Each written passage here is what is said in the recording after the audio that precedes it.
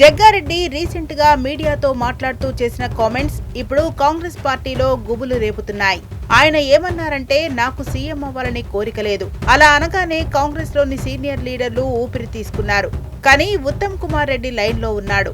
రేవంత్ తర్వాత next CM Uttam Kumar అంటూ open గానే తేల్చేశారు. అంటే ఈ ఏడాది డిసెంబర్ లో సీఎం గా రేవంత్ అవుట్ అవుతున్నాడా? ఇప్పుడు సీఎం రేవంత్ రెడ్డి ఉన్నాడు, ఆయన ఇంకేదో 5 ఏళ్ళు అంటున్నాడు. మళ్ళీ ఉత్తమ్ రెడ్డి మళ్ళీ ఆయన ట్రై చేస్తాడు ఇప్పటికీ.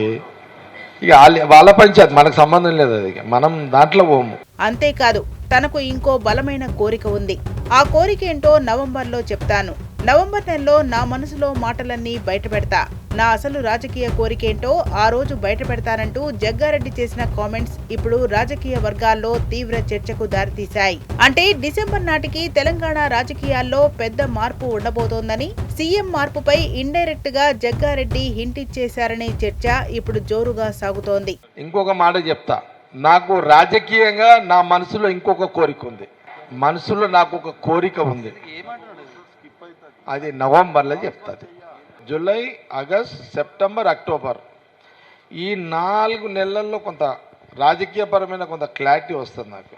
ఆ క్లారిటీ ఉంటే నవంబర్లో 2 రకాలుగా ఉంటాయి. అసలు సీఎంను మార్చేది తానేనని జగ్గారెడ్డి చెప్పకనే చెప్పారు. ఎవరి మీదైనా కోపం ఉంటే ఢిల్లీ వెళ్లి రాహుల్ గాంధీకే చెప్పారని జగ్గారెడ్డి చెప్పారంటే, ఢిల్లీకి ఆయన ఎలాంటి సమాచారం అందించారన్నది అందరిలో ఉత్కంఠ రేపుతోంది. గతంలో కోమటిరెడ్డి వెంకటరెడ్డి సైతం జగ్గారెడ్డి టీపీసీసీ చీఫ్ అయితే బాగుంటుందని అన్నారు. మరి పీసీసీ చీఫ్ గా జగ్గారెడ్డి ఉండబోతున్నారా అనే సందేహాలు ఇక్కడ మొదలవుతున్నాయి.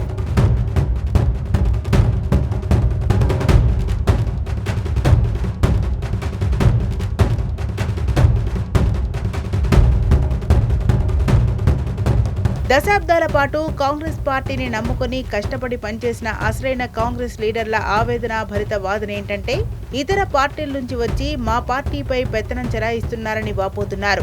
పార్టీ కోసం ప్రాణాలొడ్డిన వాళ్లను పక్కన పెట్టి పక్క పార్టీల నుంచి వచ్చిన వాళ్లకే పెద్దపీట వేస్తుండటంతో రేవంత్ రెడ్డి నాయకత్వంపై వ్యతిరేకత రోజురోజుకు పెరుగుతూ వస్తోంది. అసలైన కాంగ్రెస్ నేతల గుండెల్లో గూడు కట్టుకున్న ఈ అసంతృప్తి ఇప్పుడు పార్టీలో పెద్ద అగ్నిపర్వతంలా మారుతోంది.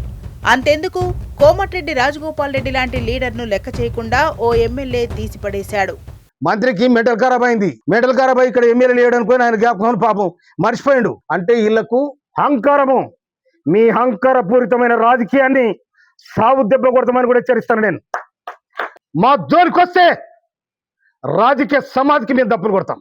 కాంగ్రెస్ ప్రభుత్వం సంక్షేమ పథకాలు అమలు చేయటం లేదు. మరోవైపు ప్రభుత్వ పాలనపై విమర్శలొస్తున్నాయి. ఇప్పుడు సొంత పార్టీ నేతల నుంచే ఈ రకమైన స్టేట్మెంట్లు రావడం కాంగ్రెస్ హైకమాండ్కు పెద్ద తలనొప్పిగా మారింది. జగ్గారెడ్డి చెప్పిన ఆ నవంబర్ రహస్యమేంటో, డిసెంబర్ నాటికి తెలంగాణ పీఠంపై ఎలాంటి పరిణామాలు చోటు చేసుకోబోతున్నాయో కాలమే సమాధానం చెప్పాలి.